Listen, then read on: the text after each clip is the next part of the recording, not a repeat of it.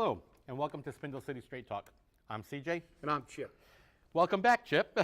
Thank you. The assignment was difficult, but as usual, we found that the city is totally messed up. Of course. Would we expect any less at this point? Driving in today, I was listening to WSAR, and they were begging for phone calls for people who support the mayor. Can you believe that? Nobody's calling supporting the mayor. I really have to question, what's happening. And they're saying, does the mayor feel backed into a corner with this budget? Because right now the budget's deadlocked. We have 4 for and 4 against. And I don't think that's a deadlock because from what I remember, they need a supermajority or 2/3 of the council to vote for this budget. So a 4-4 kind of splits it in the middle, and there's no leeway because there's only one other vote, and that's Councilor Pereira, who is out because of a recent surgery. And Linda, we hope you're feeling much better. And we know that you'll be back at that council, tearing it up as usual. But the question is, in 5 days, are they going to make the budget deadline? I mean, I don't know. What about you, Chip? What do you think about that? Well, first of all, I want to wish Linda a speedy recovery. Whether you agree or disagree with any of her positions, she's a passionate advocate, and she's been, involved in the community for many, many years. And, I hope you're doing well, and you're in our thoughts. So with that, we get back to the budget, or lack thereof. It's difficult in Fall River because the last time I checked, in order to have a budget, you actually had to be able to add, subtract, multiply, and divide. And it seems as though our financial team can't get numbers right. I know I can't do a budget unless I know how much money I have, but it seems that nobody knows how much money we have.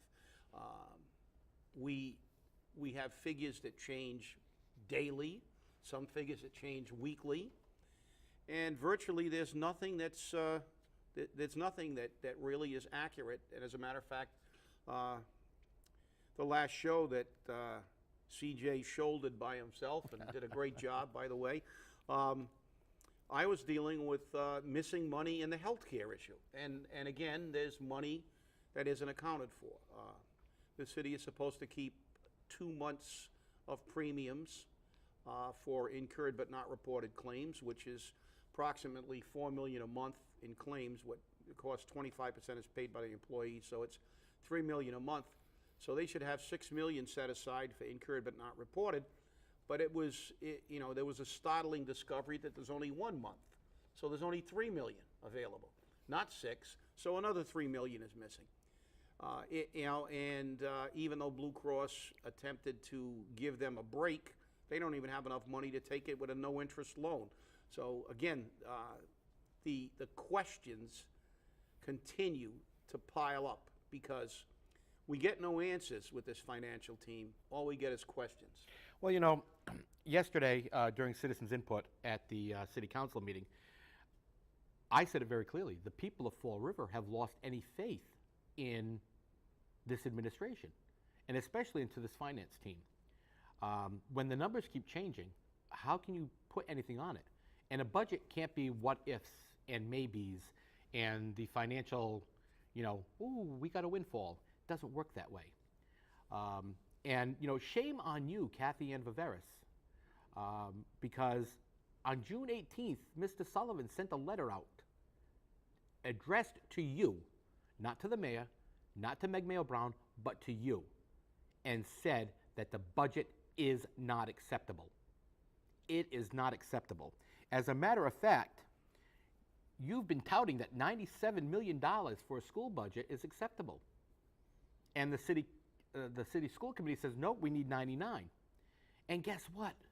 We've been saying on this show that you're getting $106 million in Chapter 70 money, and guess what Mr. Sullivan said? Can you imagine when he said that you need to have $106 million? Are you surprised? I'm not. And the numbers keep increasing because you're $2.8 million short, plus there's another $1.4 million here short. So that puts you up at 4 point some odd. But the numbers we're looking at, you're somewhere around $9 million short. Who's right? And Mr. Sullivan sent you a letter saying specifically that you're wrong, that you are wrong. And he said that the bottom line is the city wants to classify capital projects in the school as net school spending. They need approval of the city, of the school committee. You know, you want all these money rolled in, but you think you can just add it. You've got to get it approved. You've got to get it approved. And Sullivan wrote, in siding with the school officials, the rationale that the school department used to calculate potential health insurance is sound and detailed to the degree of balancing those expected to take an individual versus a family plan. There was no explanation of the city's methodology. This is what we've been saying. We've been saying that on this show. Your numbers make no sense, and you can't prove them in any way, shape, or form. You have no methodology. And then you come back and say, oh, no, we can prove it. Our numbers are fine. Well, you said yesterday in regards to what type of hype things that the numbers that were provided in the HIP were not valid according to today's standards. So, I mean, even in the numbers that you're providing there, nothing seems to work. If the budget is so flawed on the school committee side and so flawed on the city side, don't you think it's time to say, help? I mean, I'm getting fed up. And yesterday, I was told for the first time that people actually believed what I had to say. Because you know, Chip, I am a liar. I'm an enemy of the state. And God knows what else. I'm too emotional. So you Well, can't believe anything I say. Well, I guess anyone who speaks the truth in this city is an enemy of the state. We have been in front of the council, we have been on this show saying time and time again that this budget is ridiculous. It's based on what ifs, maybes, if we get it, can we have this? You know, this is the second consecutive year we had a budget that's based on projections that are really not solid projections, numbers that don't really add up. It's a travesty. And the 4 councilors who voted for this budget should be walked up to the bragger and thrown right off. We Because already talked about that being a new game show. The fact is that anybody who could vote for a budget, that not one figure that has been talked about in that budget has been corroborated with any evidence that they're accurate, has to be either incompetent or in the pocket of the mayor. So what are we going to do, people? What are we going to do? I'll tell you what the mayor's going to do. We're going to talk about the casino. We're going to talk about the unemployment rate, which we will get into right now, I guess. I might as well segue into it. Now I guess the mayor's touting the unemployment rate in Fall River. Well, there's only one problem. You know the old adage that liars can figure, but figures don't lie, but or vice versa. You know, figures don't lie, but liars can figure. Again, we have a manipulation of figures, but if you look at things like people who are in government and who have to deal with real money have to do, let's look at these figures. It also went on to say there were only 38,000 people employed in Fall River. 38,000 and change. Right, 38,308. Okay, I did some quick figuring. That means that that's only 43% of the population. So what does that mean? Are we proud of this? That we have 43% of our population? It proves our workforce has disappeared into other areas. Because that leaves 57% of the people in this community that are either on chronically unemployed and off the unemployment rolls, on some form of public assistance, or are retired on a fixed income.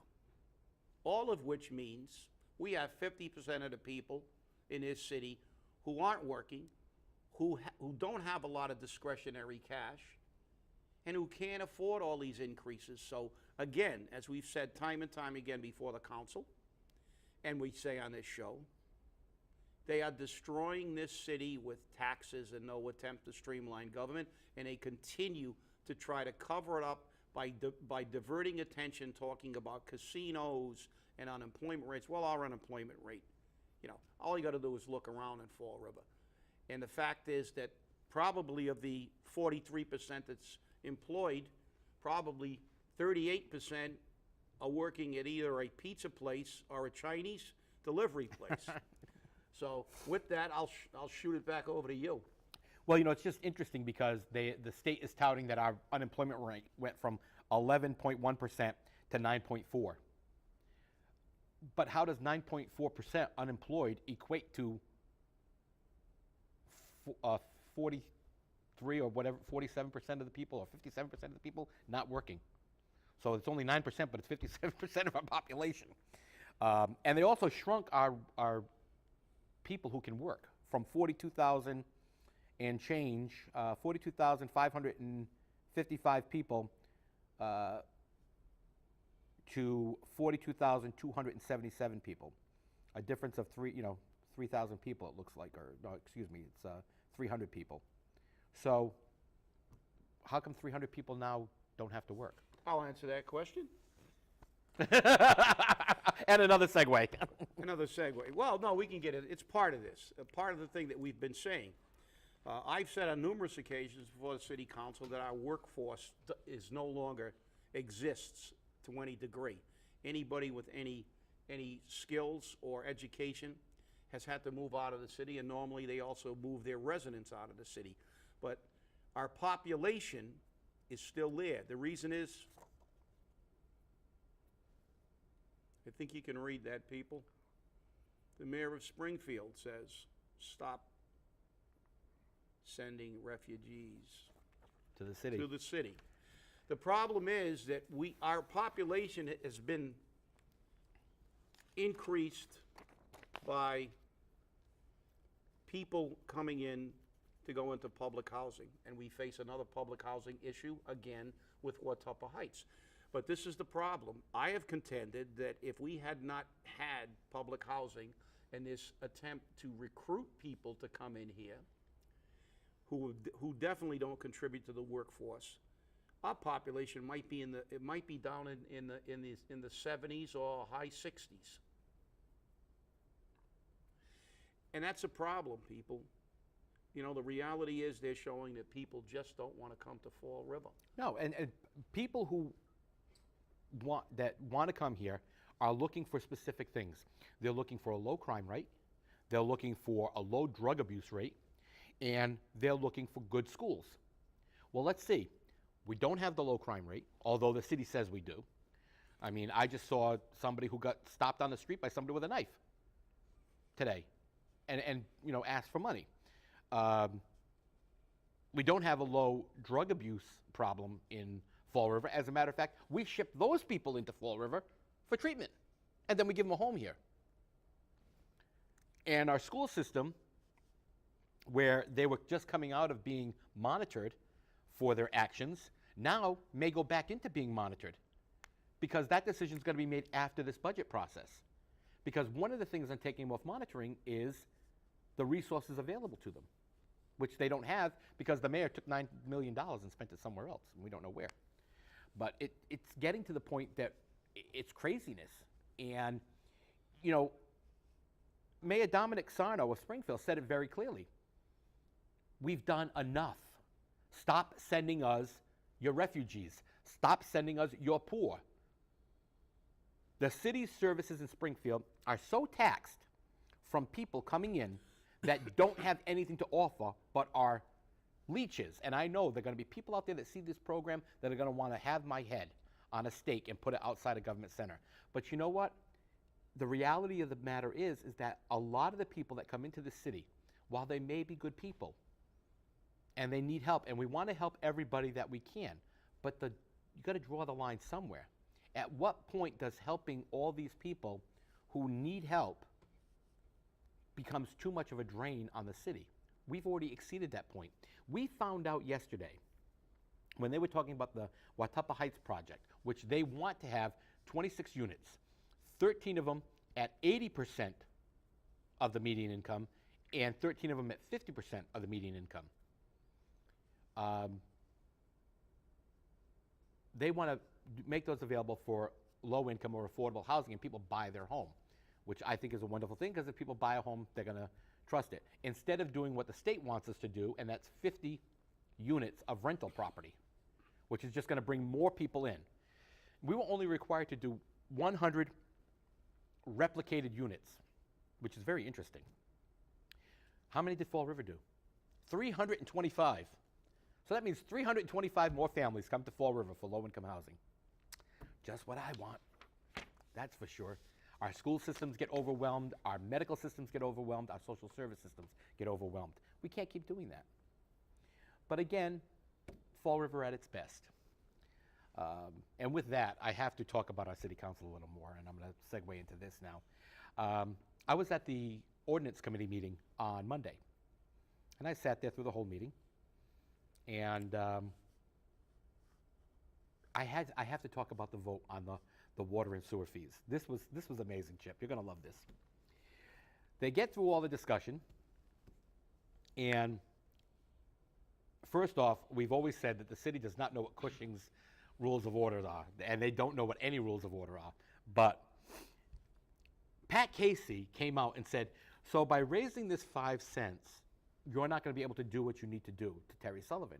And he goes, well, we're going to be able to work, but it's not optimal and we need more. And she basically came out, and I'm not going to try to quote her because it was just too much. She basically came out and said, well, if you need 60 cents more, why don't you ask for that? Just, hey, why not ask for $10? Money's no object. The taxpayers can afford it. Yeah, Don't worry about it. yeah. Let's just pile some more on them. Yeah. What do you need? And I was so surprised at that. And, well, could 10 cents more help you? He's already said all of this, and we know it. But she's trying to tout it as though, I'm not against this. Meanwhile, she's against the taxpayer. But you people keep reelecting her. And I'm going to get called out for this again because I'm calling out Pat Casey, but she happened to be there. And I'm not only calling out Pat Casey because the Torah must have been exposed in the temple, or, fire came down from the mount because Paul de Silva said something. we need to get a highlight film of that. Well, I have it. He actually said, I understand why you need more money because outside my mother's house, it had a problem. And because they didn't use flowable fill, it fell in. But you came and you fixed it anyhow, and I appreciate that. So I'm going to vote for this. Oh, good. Yeah, the hell with the taxpayer. Yeah. You fixed my mother's house, which, by the way, you have to because Right. the city was an obligation. But since you did your job, and gonna- since I love the mayor so much, I'm going to use that as an excuse to support this tax increase again on the people I was elected to represent. Right. Which is, again, this is they just don't get it. We watch Messiah Melian come up and they talk about helping Fall River. Listen, people, nobody wants to come here. Fall River, the greater Fall River area is the only place in the state where property values continue to go down. They're going up everywhere else in Massachusetts. Nobody wants to come here. They look at this place and they go, wow, this place is it's like being in Somalia. And and where is our Office of Economic Disaster and our Messiah Melian and the Chamber of Commerce? They're out in San Diego, probably sitting on the dock of the bay, sipping a margarita, talking about how they're going to entice businesses to Fall River. Well, guess what? It's not happening. Yeah, they're at the 2014 Bio International Convention, which is all this week. And interestingly enough, I checked the schedule because you want to know something? I know how to find those things.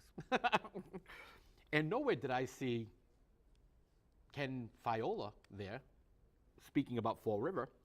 But he, Senator Mike Roderick said, we're really going to fly these colors in the Massachusetts Pavilion. We need every opportunity to bring in clients and bio industries. We're going to fly the colors of Fall River. What's that, a welfare check or an EBT card? I mean, I don't get this. Well, political rhetoric. That's what it is. The rah rah, or as Thucydides, a great Greek general, once said, the eloquent exhortations heard before going into battle, which mean nothing. The fact is that this is what we hear all the time. Look, let's stop being ostriches. Let's stop burying our head in the sand. Look, it's not being negative to be realistic. I hate to tell you this, people, but if you're blind, you're probably not going to become a dart champion. So you got to be realistic. The fact is that all we ever hear in front of this council is like how grateful, how wonderful we're doing. Everything's fine, and look where we are. 2 consecutive budgets that the city really is, if anybody didn't know, in receivership. When is one of these people going to remove their head from their derrieres, because it's very difficult to breathe when it's up there. So I don't know what's going on, but we can't fix this until we acknowledge it. Well, it's like you said, it's kind of difficult to see anything where their heads are planted, but they're getting plenty of gas, that's for sure. One of the things about this biotech conference, and I've been to many, many conferences all over the country, but the one thing that you always know about a conference is every day there's a hospitality suite somewhere. And for those of you who don't know what a hospitality suite is, that means the booze is flowing freely. And every day from 3 to 5, there's a hospitality suite right up to the close of this event. And on the close of this event, they're having the International Hospitality Suite. By the way, Mike Roderick said that he's going to meet with Dubai, Quebec, and Israel to bring biotech industries to Fall River. I'm sure the people in Dubai want to come to Fall River because they don't get enough snow. Mm-hmm. Okay? And as for Israel, they're just leaving one war zone for another, so. Well, as we said, we hear it time and time again. We hear it. It's an endless, litany of excuses, and the bottom line is in promises. But let's look at the reality again. Mike Roderick can say anything he wants. He's number 3 in per diem. He's living the good life. He goes on trips to Portugal to talk to somebody. He goes on trips to San Diego to talk to somebody. But then he goes back to Boston and begs for money because we can't balance our budget. I know. That's what Mike Roderick does. Begs for money because we can't run our own community. And he can give you all the political rhetoric in the world. The fact is, when they get to Boston, their primary job is to beg for money because we're the welfare city. That's true. And it's very interesting because, as we have said before, the mayor is 3 for 3. 3 bites of the casino apple, 3 of them have failed. And now the voters are going to get a chance to vote on the referendum, the casino, on whether or not casinos are going to be legal in Massachusetts. So come November, you'll have the opportunity to vote. Vote yes, vote no, vote what you want, but make sure you let people know about it. Martha Coakley's play and ploy that we're going to have developers losing millions and millions of dollars just didn't work. And maybe that's something she should look at in her gubernatorial race, because she doesn't like doing her job anyways. Lastly, what I want to speak about is the issue we've been bringing a lot of, and that's pay as you throw.